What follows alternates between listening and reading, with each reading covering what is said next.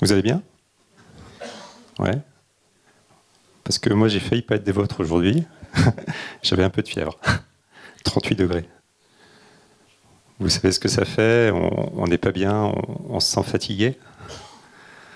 En général, à 39, ça commence à devenir mal. Et au-delà de 40 degrés, eh ben, c'est l'hôpital. Généralement, entre 37 et 40, ben, il n'y a que 3 degrés d'écart, 3 petits degrés d'écart.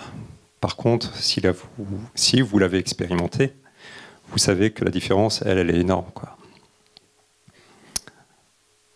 Donc, d'après une étude que j'ai vue très récemment, en 2100, en Bretagne, d'après les scénarios les plus pessimistes, on devrait connaître une augmentation moyenne des températures jusqu'à plus 4 degrés. 2100, ça semble loin. Pour autant, nous sommes déjà confrontés à cette situation ici, chez nous. Une étude de l'Observatoire de l'environnement en Bretagne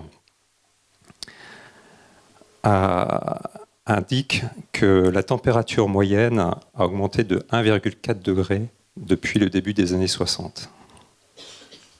Plus 1,4 degré, ça semble faible. Pourtant, le ressenti lorsque vous avez 37,6 et 39 de fièvre, lui, il est conséquent. Alors, imaginez plus 4 degrés. Aujourd'hui, dans la région, nous sommes confrontés à cette situation, vous la connaissez, vous la subissez. Plus d'inondations, plus de sécheresse, plus de feux de forêt et plus de difficultés pour l'agriculture. Ce sujet me touche tout particulièrement parce que je suis fils et petit-fils d'agriculteurs. Je sais ce que peut représenter la terre, le travail, la dépendance à la météo. Aujourd'hui, en tant que responsable QSE dans le secteur du transport, je vois que nos secteurs sont liés à ce défi climatique. Alors que faire? Se mettre en mouvement. Bon, vous pensez peut-être que c'est plus facile à dire qu'à faire. Donc pour ce faire, je vous propose de prendre un peu de hauteur. Pour le climat, 2 actions sont possibles. La première, c'est l'adaptation. L'adaptation, au fait, ça vise à diminuer la vulnérabilité du territoire par rapport au changement climatique. Par exemple, pour mon secteur, c'est pour nos entrepôts frigorifiques, on a des groupes pour lesquels il faut qu'on puisse assurer, même s'il y a de fortes chaleurs. Bon, ceux-ci, ils ont été paramétrés pour fonctionner avec notre climat breton. Mais dans le cas où le climat change, demain, il faudra qu'on s'assure que ceux-ci puissent toujours continuer à fonctionner. L'autre action, c'est l'atténuation. Là, ça vise à agir pour diminuer les émissions de gaz à effet de serre. Dans mon secteur, c'est justement voir par l'optimisation de notre flotte, c'est-à-dire changer notre parc diesel par des énergies décarbonées. Concrètement, les énergies décarbonées aujourd'hui, c'est les biocarburants, le biométhane, les hydrogènes bas carbone, l'électrique. Chacune a ses défauts. Les biocarburants peuvent rentrer en concurrence avec l'alimentaire. Le biométhane, lui, il est local, mais limité. Les hydrogènes bas carbone sont rares et coûteux. L'électrique augmente en capacité, en autonomie, mais reste lié au déploiement d'infrastructures. Donc chacune a ses avantages et ses contraintes. Les évolutions des réglementations, des technologies nous montrent qu'il faut rester agile.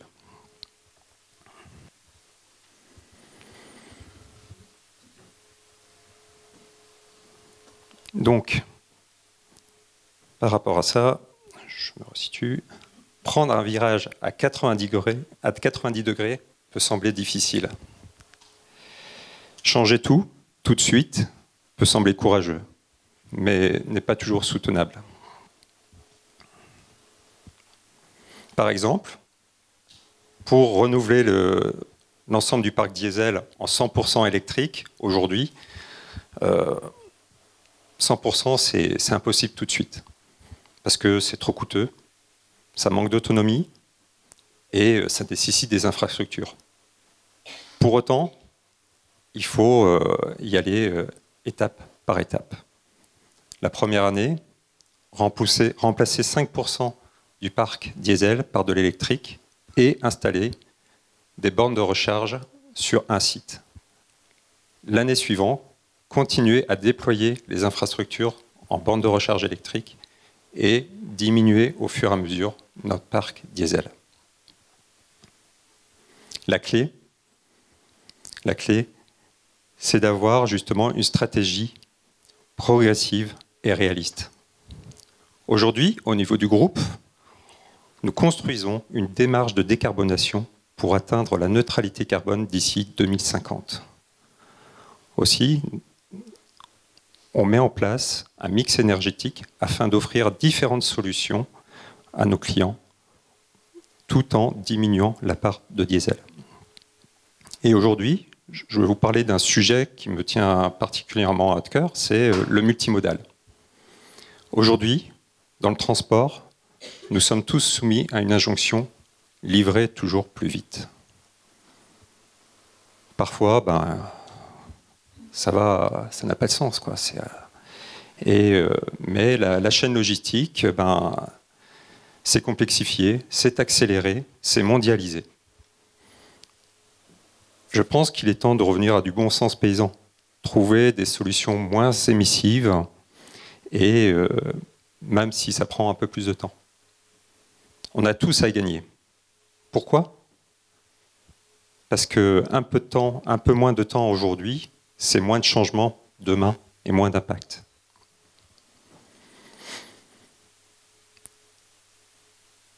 Depuis 2011, on propose une solution donc, de transport modal auprès de nos clients. Car en Bretagne, 95% du fret breton se fait par la route et moins de 2% par le rail.